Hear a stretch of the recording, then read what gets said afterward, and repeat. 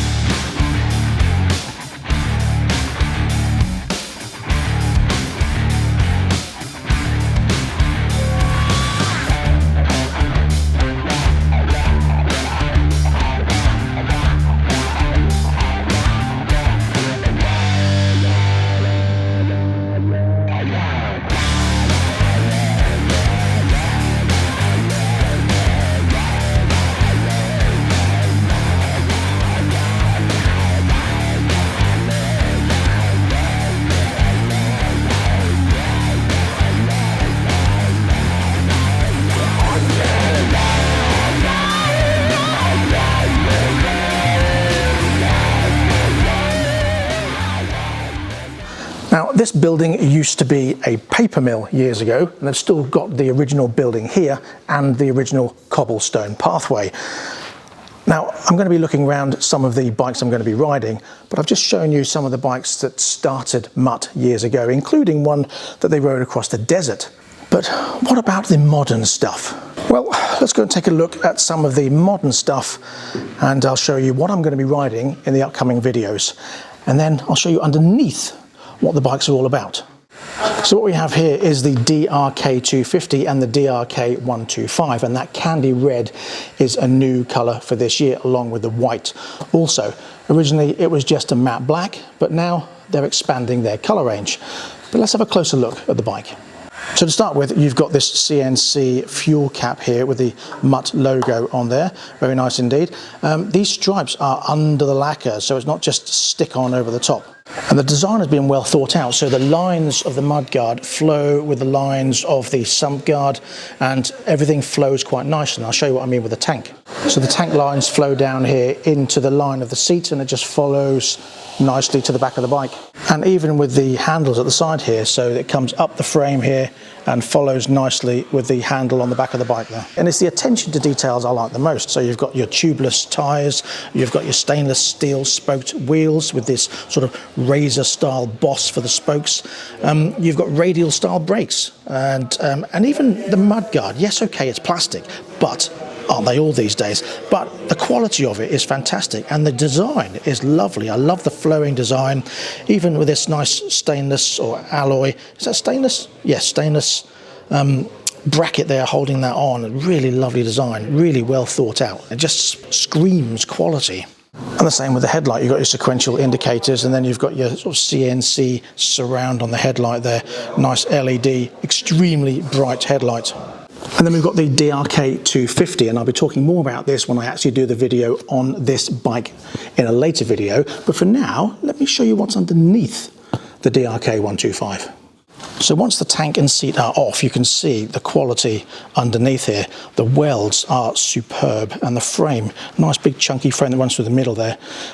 Everything is just well put together. So you've got all the cables neatly waterproofed. Everything is nice and neat and tidy and very well designed. Nice use of these style clips.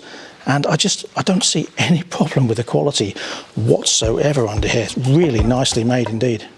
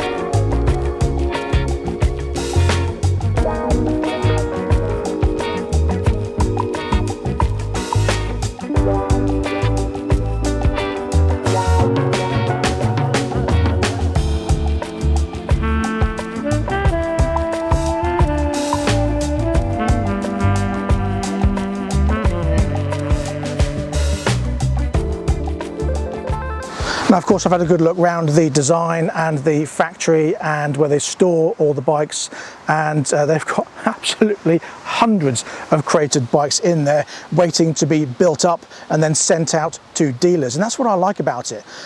The dealer gets the bike already built, then they've just got to PDI it.